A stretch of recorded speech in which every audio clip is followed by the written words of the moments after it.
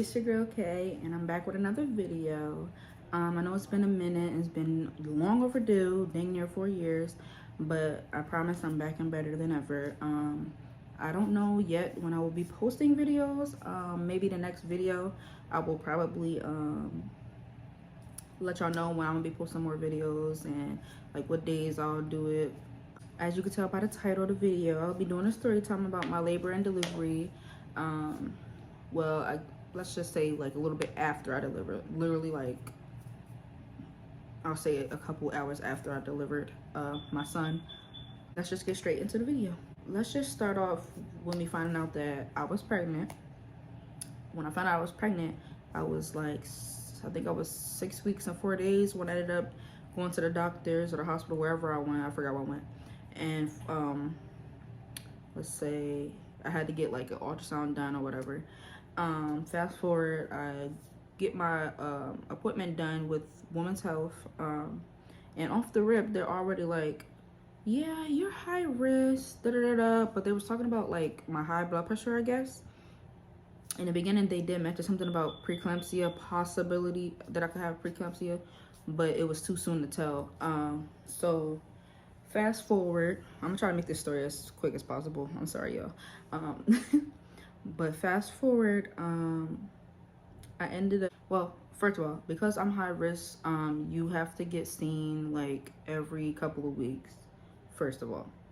Keep in mind, when I went to Women's Health to get the like 3D photos of my son, I mentioned to the doctor that it's possible that I was high risk and that I could have preeclampsia, and she was like, yeah, it's kind of too early to find out if you have that, blah, blah, blah. How could the doctor detect that? And stuff like that. And I'm just sitting there like, I don't know, I'm just telling you what my doctor told me. Like, come on now. She was like, it's okay. I guess you could just come back in like a month or 2 months. And I'm like, but I just told you that my doctor just told me that I'm high risk and I have to get seen like more than every 2 months. She was like, we're just gonna keep it like that for now. So then fast forward, I go to my next doctor's appointment. This is after like I found out his gender. I told my doctor that they said that they wasn't gonna schedule me for another one until like another what is it called? Another appointment to see my son on 3 day. And she was like, oh no, you need to get seen like every couple of weeks because you're high risk, da da da. I'm like, okay, whatever. So I'm like, well then you need to tell them that because my appointment isn't scheduled until like 2 months out or whatever. And she was like, okay, no problem, I got you. Fast forward to my next appointment, they're like, at 38 weeks, you're gonna get induced, blasey, blasey, blasey. I think I was like 34, no, let me not lie. I think I was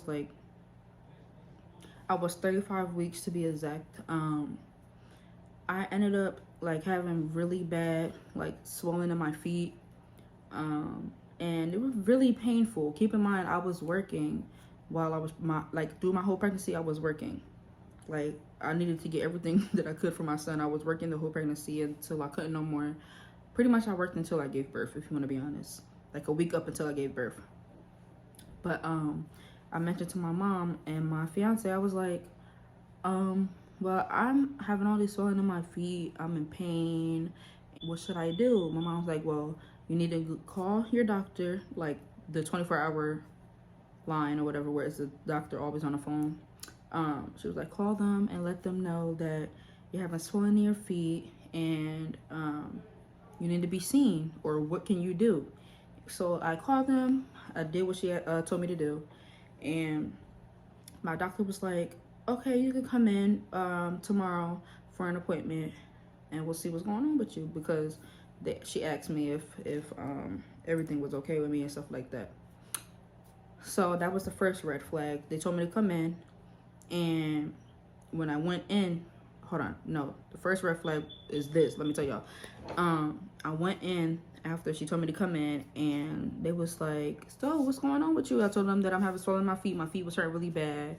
The swelling wasn't that bad to the point where like I couldn't sit like stand anymore, but it was hurting. And my doctor was like, no, it could just be your blood pressure, blah, blah, blah, blah. Are you taking your blood pressure at home every day? I'm like, yes, I am. Like, maybe I might forget a day or two, but I'm taking my blood pressure. She was like, yeah, it just could be your blood pressure. I think you're fine, blah, blah, blah. Should have never went home. I should have just told them that they need to, like, do something about it. But me being, like the shy person I am, I was just like, okay, whatever. I went home to my mom. My mom was like, no, like, you need to go back to the hospital. You need to tell them that there's something wrong. I'm like, okay. I went to the hospital. They ran all these tests and stuff like that. And it was like, yeah, you're fine. You can go home, blah, blah, blah. I'm like, okay, I guess. So then, fast forward to, I think, like a week later, I was supposed to be getting my hair done by one of my friends, and I ended up eating like Five Guys or something like that. While I'm sitting down in the chair, automatically, like out of nowhere, I get lightheaded, dizzy. I ended up throwing up, and I'm like, it can't be from the food because I ate Five Guys before. Like, it can't be from the food. I was very dehydrated, like out of nowhere. Like, I was drinking plenty of water and stuff like that, so I don't know how that happened. Keep in mind, I'm not thinking, because it's my first pregnancy, ding ding ding ding, preeclampsia. That's a sign of it. And I called my doctor, and it was like, just lay down, take your blood pressure, try and get yourself together, and when you come in, we'll see what we could do. Keep in mind, I was taking baby aspirin for my pregnancy because I was high risk already. So I think another 2 days later, I ended up back in the hospital because the same thing happened, like with my feet swelling, me being in pain, me feeling lightheaded and dizzy. And they were just like, oh no, you're fine, you can just go home, you're totally fine. And I'm just like, but something is wrong. Ladies, let me tell y'all, if y'all feel like something is wrong with y'all and y'all know deep down that something's wrong with y'all and your doctor's is not listening, find somebody that will listen. Like I'm dead serious. Find somebody that will listen, because it can get out of control real fast. And that's exactly what happened to me. It got out of control. Like, it's really crazy. Like, I wish I would have just got somebody else to help me that would listen. But honestly, working oh, I'm sorry. Honestly, at the hospital that I'll be going to, there's a lot of student nurses and student doctors. So it's hard to get your actual doctor all the time. And that's why, like, it was hard for me to get somebody to, like, really understand where I'm coming from and really listen to me, because, like, I'm just, like, confused. Like, these nurses and doctors don't listen to you. Isn't it their job to listen to when there's something wrong with you, that they need to take your problems into consideration? Like, these new doctors and nurses, not all of them, but from my experience, they was not listening to me at all, like at all. But anyways, fast forward to me getting induced. Okay, so I go in for me having to get induced or whatever. My mom and my fiance came with me. My best friend met me up there. My dad met me up there. And it was a whole vibe. We did the whole process of me getting checked in and stuff. Keep in mind, when I got induced, I pretty much had to be, like, put on Pitocin and all that. Them contractions is the worst, I ain't gonna lie. Them contractions is the worst. But anyways, my son is here and healthy and all of that. Fast forward, after I give birth to my son, I would say like 2 hours after I gave birth to my son, I ended up going upstairs to the post-op, where it's just mom and baby. And I'll say, like, after getting settled in and stuff and realizing that, like, I just had a baby and I tried to pump and stuff like that for my son and feed him and stuff like that, I realized that, like, an hour later, I was having this really, really weird pain in my neck. It was really painful. And I told the nurse, I'm like, this is weird. Like, I'm like in a lot of pain. She was like, because keep in mind, I had soft locks in my hair. And y'all know, the people that get soft locks, y'all know soft locks is not heavy at all. or anything. They're very lightweight. No matter how long they are, they're very lightweight. So she goes, well, I told my mom first. My mom was like, well, maybe it's because I was like holding your neck and trying to help you push or whatever. And I'm like, no, it's not from that. Like, it's some weird pain. Like, it's way worse than what you think it is. Like, and I told the nurse, and she was like, well, maybe it's because of your hair. I'm like, what? What do you mean it's because of my hair? She was like, or it could be from you not being at home in your bed and da-da-da. I'm like, how could that be? There's been plenty of times where I went somewhere else and I wasn't sleeping in my bed, and like I was in a hotel sleep or something, or at my best friend's house sleep, and I've never had this problem. So what are you talking about? And then they go, yeah, maybe it's because you're tired. You're a new mother. Maybe you just need some rest. Try and get the baby's dad to help you. And da-da-da. And I'm like, he's helping me. I'm not really that tired. Not as much as you think I am. Like, yeah, I'm a first-time mom. I'm a little bit tired. I just gave birth, duh. But it's not that. So they try to give me medicine for me being in pain. I try to go to sleep. Wasn't working. So I bring it to the nurse's attention again. And I'm like, well, it's not working. The medicine isn't working. I'm still in pain. Like, y'all, why does nurse send me home with my son? Why? Like, whatever. Anyway, she sent me home with my son. We got home. I tried to get settled in with my family and everything. Keep in mind, I was still in pain. So I got settled in, and I was noticing that I was still having pain, but I'm over here excited because I got to bring my child home.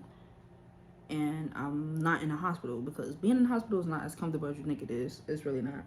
But I was just excited to be home and have my son and my family all together under one roof and stuff. And I didn't think about the pain at the moment, but of course when I went in my own room and stuff, like I started feeling the pain again and stuff like that.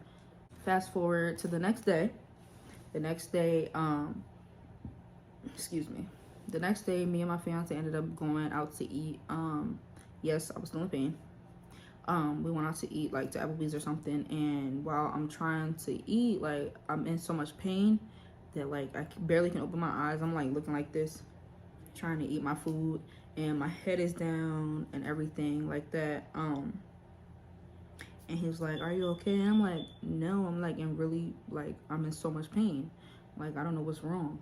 I'm in so much pain. I told the nurses that I wasn't feeling well, like my neck was hurting really bad, and she gonna turn around and tell me that it could be my hair. Like, what? Anyways, then after we got done eating, we came back home or whatever, and I think about either a couple hours later, or yes, it was a couple hours later. A couple hours later, my mom walks past me, like she comes from outside, I think, from work or something, and she goes, what's wrong with you? Because I'm sitting on the couch. I'm like, I'm still in pain. Like, my neck is hurting really bad. She noticed that I can't like really look at her when I'm talking. I'm looking down because I'm in so much pain, and my eyes are like shut like this. Like, and she's like, Kayla, you need to go to the hospital. Something is really wrong. But me thinking, oh, well, who's gonna watch my son? I just got home. I don't want to be away from my son. I didn't want to go. So she was like, no, you need to go. You need to worry about your health first so you can come back home and take care of your child. And I'm like, you're right. So my fiance takes me to the hospital. When I get to the hospital, I think I waited about like an hour or two maybe before they called me back fully. And it was like, so what's going on with you? Blah, blah, blah. I told her what happened. Me giving birth. The nurse sending me home after I told her that I was having pain and the medicine didn't work. And I was like, okay, well, we're going to give you an IV, blah, blah. And I'm like, all right. And then the nurse come back and asked me later, like I think like an hour later, how was I feeling? And I was like, well, I'm still in pain. Something's not right. And she was like, all right, well, we're gonna admit you. Keep in mind, this was like probably 2 o'clock in the morning by the time they like realized that they was gonna keep me at the hospital. So my fiance ended up going home. I ended up going upstairs to one of the rooms or whatever. And I would say I ended up going to sleep.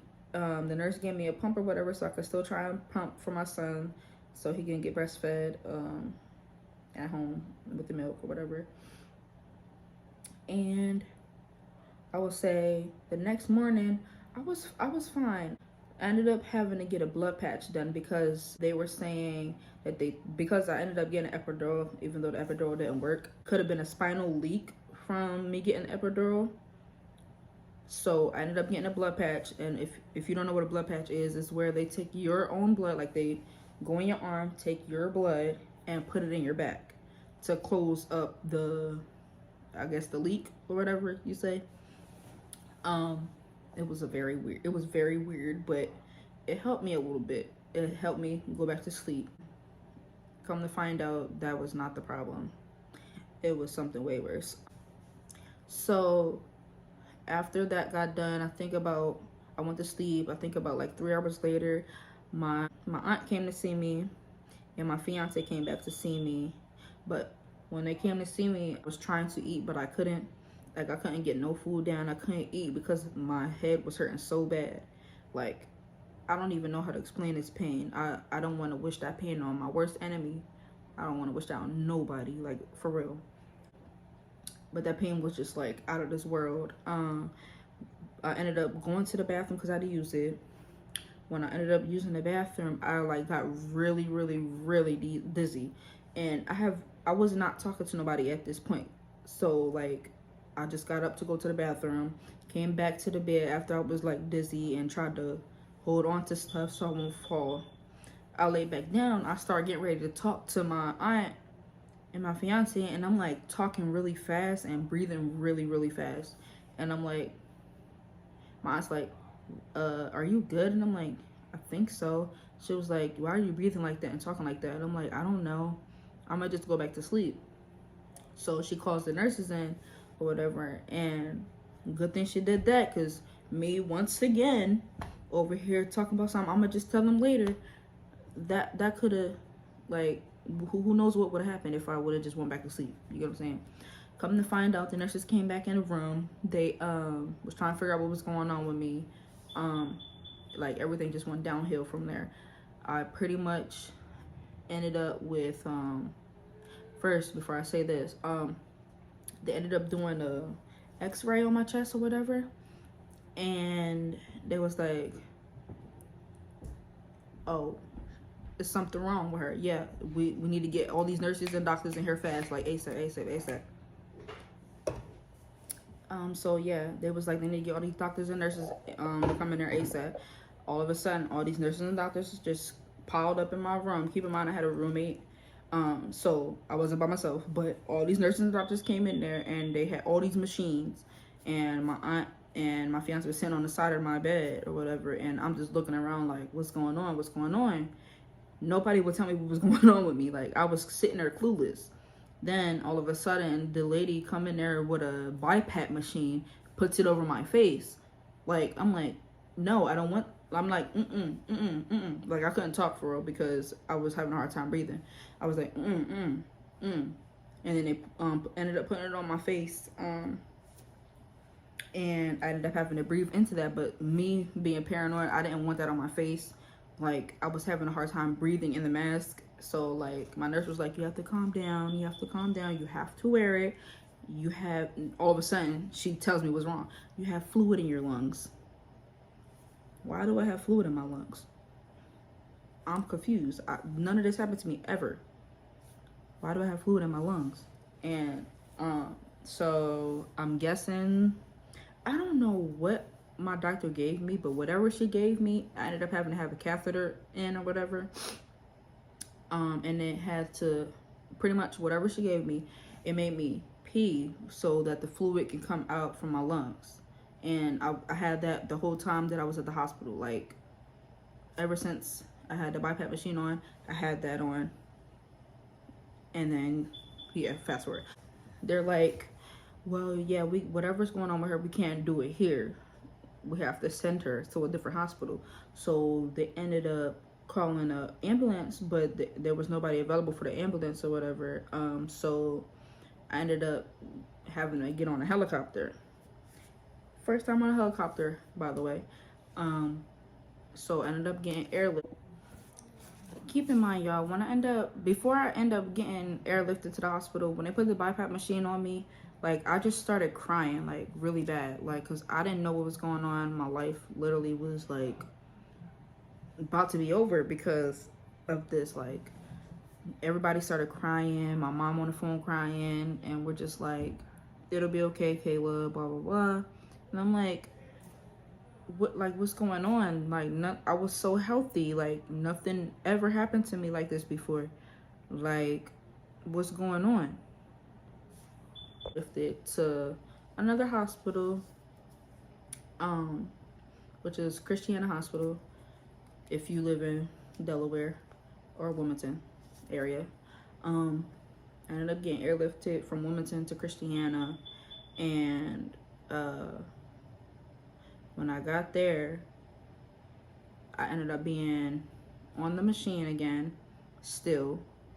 I was in the ER room. I was pretty much the talk of the hospital. It was like, oh yeah, we were waiting for you to get here. Like, you're the talk of the hospital right now. I'm so sorry that this just happened to you. You just had a baby, blah, blah, blah. I'm like, because like I couldn't talk or anything like that, because I still had that big behind thing on my face. So after that, I would say they changed me up and got me cleaned up or whatever, and put me in a new gown and stuff like that. And after that, I think I got put upstairs in another room because when I got there, it was no rooms available, so I had to wait. But before I went upstairs to the room, my mom, my dad, my aunt, my fiance, they all came back to see me before I went upstairs.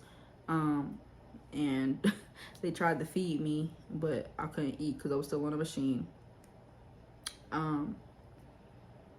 And after they left or whatever, I ended up going upstairs. And I'm sorry, I'm saying a lot. I'm trying to figure out a good way to explain the story without like putting like too much information in there, but like trying to tell y'all the full story at the same time. So forgive me, y'all. But after I went upstairs, I ended up still being on a machine, and I was pretty much bed rest the whole time. Like, I was bed rest for like 24 hours, I think. They had me on magnesium because what happened, the reason why I ended up on magnesium is because after I gave birth, I ended up with preeclampsia. If y'all don't know the signs of preeclampsia, it's like one of the signs that I had was pain in the neck and stuff like that wasn't helping with medicine. And the nurse didn't catch what was wrong with me, because it could have got solved earlier on, but she wasn't listening to me. So she sent me home and blah, blah. But anyways, I ended up getting preeclampsia, which turned into eclampsia. So they ended up putting me on magnesium so I won't have no seizures. I was on magnesium for the whole stay. Matter of fact, was it the whole stay or 24 hours? I think it was for like 24, 48 hours. And while you're on magnesium, you cannot eat no food or anything like that. I think I was able to have liquids or something like that. I don't know. Don't get me to line. Don't get me to line. But while I was on magnesium, I was bedbound. Thank God I was able, since I was still on the floor where I gave birth, they let my son come up to the hospital and spend the night with me, because I was like, well, I miss my son, I want to see him. And then my fiance was able to come up there, and we was all able to stay and stuff like that. Me being on magnesium was very hard because I wanted to get up and get in that shower, because I don't like being dirty. I wanted to be in that shower, but I couldn't, so I was bedbound the whole time. Had to use the bathroom through the catheter.